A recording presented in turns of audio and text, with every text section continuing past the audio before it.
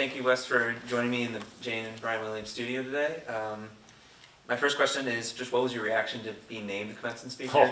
Can you tell me a bit about that process? The process was I got a text from Dr. Book asking me if she could give me a call, and I said that'd be great. And once we had a chance to visit on the phone that day, she asked me if I would be the commencement speaker in May, and kind of thought she was kidding, to be honest.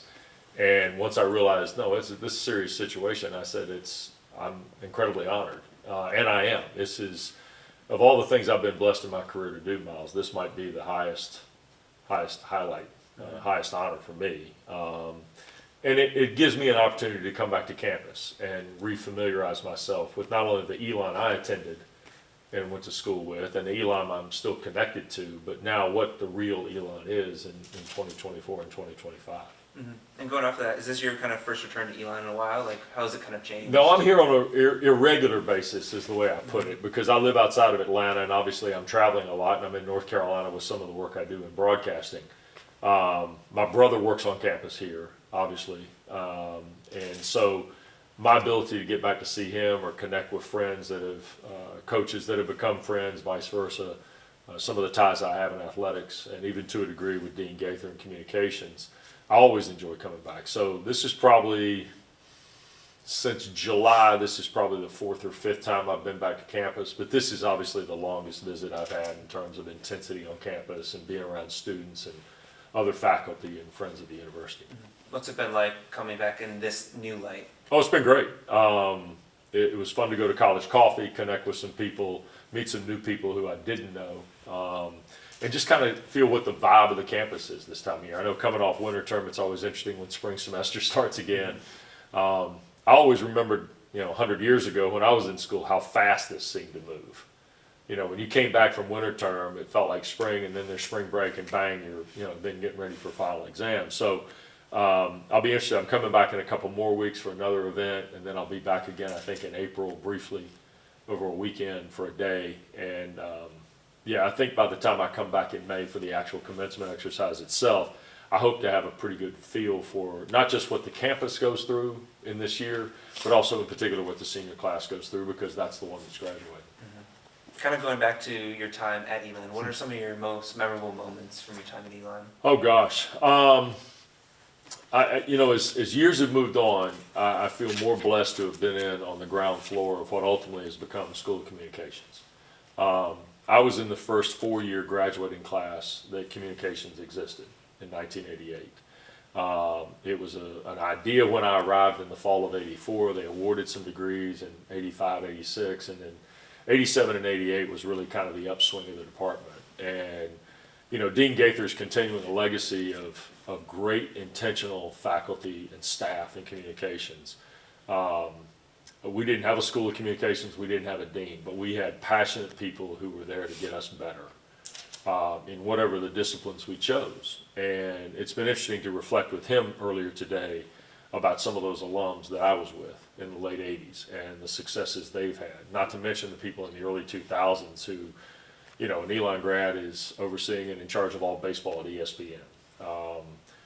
We've got people, camera operators who've done the biggest events in sports that are Elon grads. And I think that's a lot to be proud of. For me, it was an opportunity. I knew what I wanted to do from about the time I was 14 or 15 years old. And I came here on a mission to try and accomplish that. And to this day, I'm grateful that I had an opportunity to do what I did in 4 years here. And that was 150 football and basketball games on radio at WSOE. And that was a game changer for me. I graduated here with a lot of bad tape and some good tape. And hopefully the good tape is what got me to my first job. And from that point on, I've always tried to take that legacy that Elon gave me in those 4 years and continue to grow it. Mm-hmm. So you kind of mentioned how, you called so many games for WSOE, kind of preparing yourself for broadcaster, ESPN, Sure, and ACC and everything like that. Are there any aspects of your job that you can kind of clearly point to Elon preparing you for? Oh, absolutely. I think one of the things that has struck me since I got the phone call in December about potentially doing this in May is the characteristics that I learned here that now are still with me. And one of those is collaboration.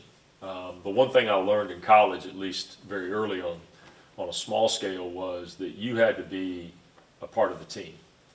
You know, no person can be successful alone in this industry. You've got to have, you know, we can sit here today, we need great camera folks, great audio folks, producers, that kind of thing. And that's a really important process to go through, and it's a growth piece. And I learned that here. It helped me in my first job out of college. But the collaboration piece, I think, is something that's not just, you know, primary to the School of Comm. It's something you learn here at Elon, period. You do so much collaboration. You do it in some ways on a social scale, but you do it in organizations and activities and academics, and athletics, intramurals, whatever the case may be. I think that characteristic serves people really well in today's society too, and certainly in our industry.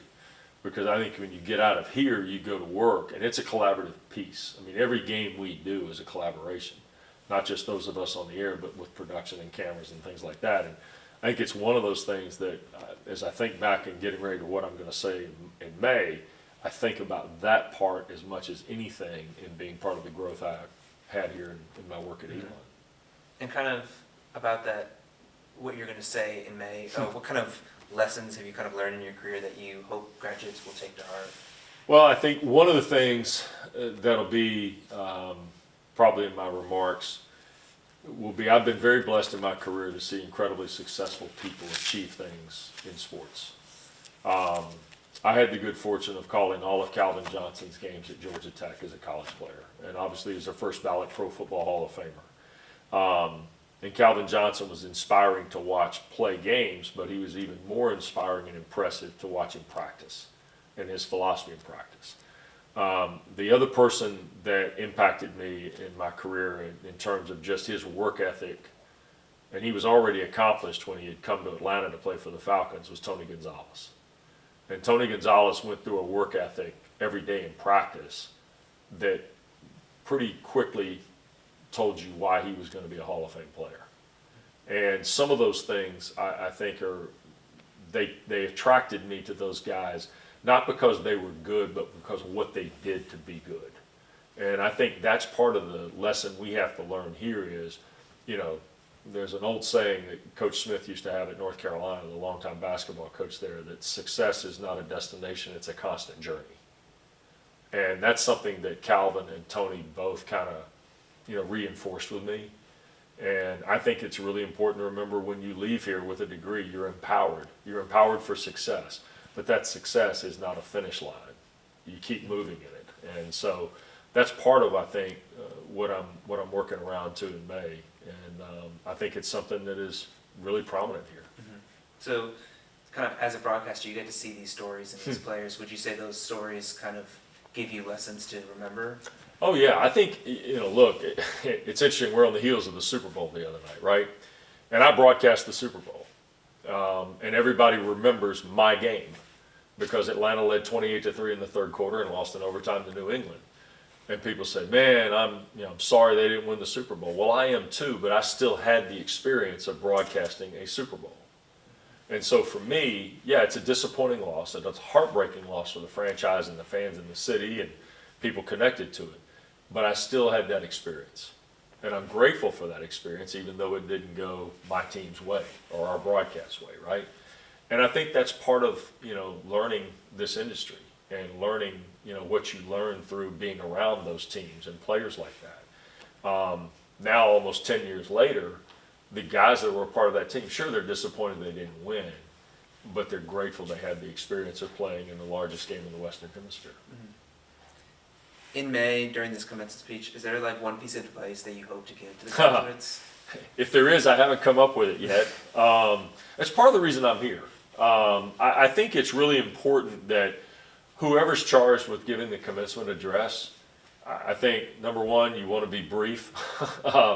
Two, you want to leave them with something that'll be applicable to them, right? I mean, stories about success and stories about characteristics and things like that are all fine, but I think at the end of the day, you've also got to let them tell you what they're going to remember most. And so I think kind of the tail end of what my remarks might be, or at least the balance of those remarks, have still yet to be crafted, because I really want it to be about them. They're the ones that are being honored that day. It's not me, although it's an unbelievable honor for me. They're the central figure. The people graduating who've done the work, who now have a degree, just like I do, and they've made my degree more valuable because of the work they've done. And this institution has made my degree more valuable. And it's important they know that too, but they really have to kind of tell me the story of what their experience has been. And then just my final question would be, anything else you'd like to add? Well, it's unbelievable to be back here. Incredibly proud of all the people that work here in School of Com and the work that you guys are doing as students and undergrads, because you're carrying on the legacy of people that have been really successful. You know, this school, as Dean Gaither was telling me, turns 25 years old this year. That's kind of hard to believe for me. But, you know, there are a lot of people that were here in the early years. I don't want to sound like we rode the covered wagon in here, but the people that did the work in the early years are really proud of the work that's going on here today. So everybody here should know that. Thank you so much for joining me. It was an honor. My pleasure, Miles. Thank you. Thank you.